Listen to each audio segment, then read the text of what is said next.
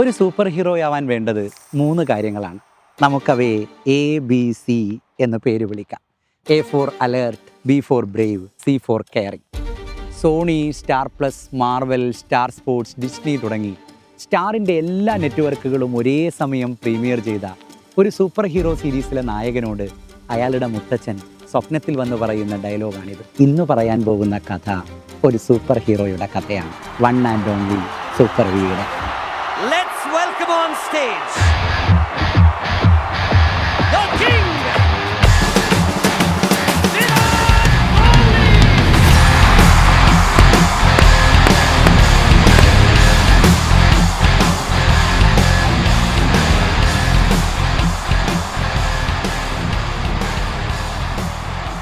എന്തുകൊണ്ടാണ് വിരാട് കോഹ്ലിയോട് ഇത്ര ഇഷ്ടം എന്നാലോചിച്ചിട്ടുണ്ട്? അത് നിരന്തരമായി നമ്മളെ ജയിച്ചു കൊതിപ്പിച്ച ഒരാളോടുള്ള അനുരാഗമല്ല. 2 അക്കം കാണാതെയും 0-നും പലവട്ടം പുറത്തായ വിരാട് കോഹ്ലി നമ്മുടെ ഓർമ്മയിലുണ്ട്.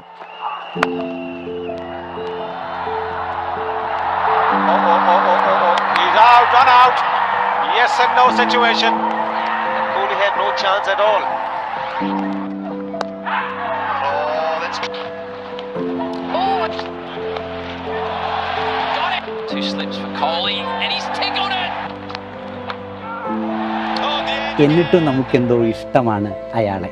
അയാൾ 0-ന് പുറത്തായതിൻ്റെ പിറ്റേ ദിവസവും കൊതിയോടെ നാം അയാളെ കാത്തിരുന്നിട്ടുണ്ട്. ഇന്നും അയാൾ 0-ന് അവസാനിക്കുമെന്ന് കരുതിയുള്ള ഇരിപ്പായിരുന്നില്ല അതൊന്നും. എന്തുകൊണ്ടാണത്?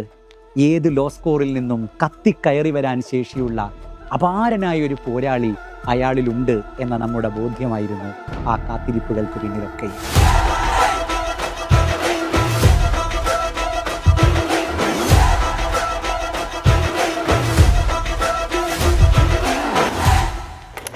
എങ്ങനെയാണ് കൺസിസ്റ്റൻസി മെയിൻറ്റെയിൻ ചെയ്യുന്നതെന്ന ചോദ്യത്തിന് കോഹ്ലി ഒരിക്കൽ ഉത്തരം പറഞ്ഞിട്ടുണ്ട്.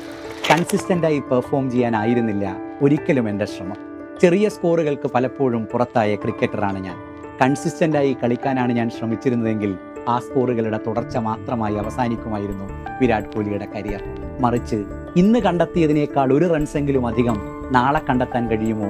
ഇന്ന് ഫീൽഡിൽ നടത്തിയ പെർഫോമൻസിനേക്കാൾ അല്പം കൂടെ ഭേദപ്പെട്ട ഒരു പെർഫോമൻസ് നാളെ എനിക്ക് നടത്താൻ കഴിയുമോ എന്ന ശ്രമം മാത്രമായിരുന്നു ഉടനീളം വിരാട് കോഹ്ലി എന്ന ക്രിക്കറ്റർ. मैं जानना चाहूंगी आज के क्रिकेटिंग वर्ल्ड में आपके फेवरेट क्रिकेटर्स कौन? India से obviously Virat Kohli is one of my favorites. നാം ജീവിക്കുന്ന ഈ യുഗമുണ്ടല്ലോ, അത് വിരാട് കോഹ്ലി യുഗമാണെന്ന് പാകിസ്ഥാൻ്റെ എക്കാലത്തെയും മഹാനായ ക്രിക്കറ്റർ വസീം അക്രം ഒരിക്കൽ പറഞ്ഞിട്ടുണ്ട്. അവനാണ് ഈ തലമുറയിലെ എക്കാലത്തെയും വലിയവൻ എന്ന് യുവരാജും കോഹ്ലിയെക്കുറിച്ചൊരിക്കൽ പറഞ്ഞിട്ടുണ്ട്. ചെറിയ സ്കോറുകൾക്ക് പുറത്താകുമ്പോൾ കൂക്കി വിളിച്ചവരിൽ അവസാനിച്ചിരുന്നു കോഹ്ലിയെങ്കിൽ ഇപ്പറഞ്ഞ പറച്ചിലുകളിലേക്കൊന്നും ഒരിക്കലും അയാൾക്ക് വളരാൻ കഴിയുമായിരുന്നില്ല. എക്സിൽ ഇർഫാൻ പഠാൻ ഒരിക്കൽ കുറിച്ചിട്ടുണ്ട്, വിരാട് കോഹ്ലി ഇന്ത്യൻ ക്രിക്കറ്റിൻ്റെ കൺട്രോൾ റൂമാണെന്ന്. കഠിനാധ്വാനത്തിൻ്റെ കണക്കുകൾ എണ്ണിപ്പറയാൻ മാത്രമുണ്ട് വിരാട് കോഹ്ലിയുടെ കരിയറിൽ.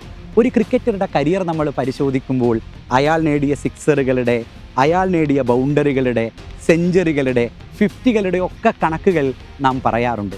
പലപ്പോഴും പറയാൻ മറന്നു പോവാറുള്ളത് വിക്കറ്റുകൾക്കിടയിൽ അയാൾ ഓടിയെടുത്ത സിംഗിളുകളുടെ കണക്കാണ്. അങ്ങനെ എണ്ണിപ്പറയാൻ 5870 സിംഗിളുകളുടെ കണക്കുണ്ട് വിരാട് കോഹ്ലി എന്ന ക്രിക്കറ്റർക്ക്. ലോക ക്രിക്കറ്റിലെ പല പ്രതിഭാധനരായ ബാറ്റ്സ്മാൻമാരും അവരുടെ മൊത്തം കരിയറിൽ നേടിയ റണ്ണുകളേക്കാൾ കൂടുതലാണ് വിരാട് കോഹ്ലി നേടിയ സിംഗിളുകൾ.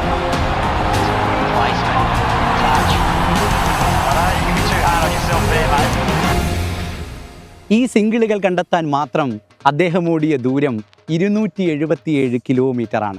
തൻ്റെ കൂടെ കളിച്ചിരുന്ന കളിക്കാരനു വേണ്ടി ഓടിയ ദൂരം 233 കിലോമീറ്ററുമാണ്.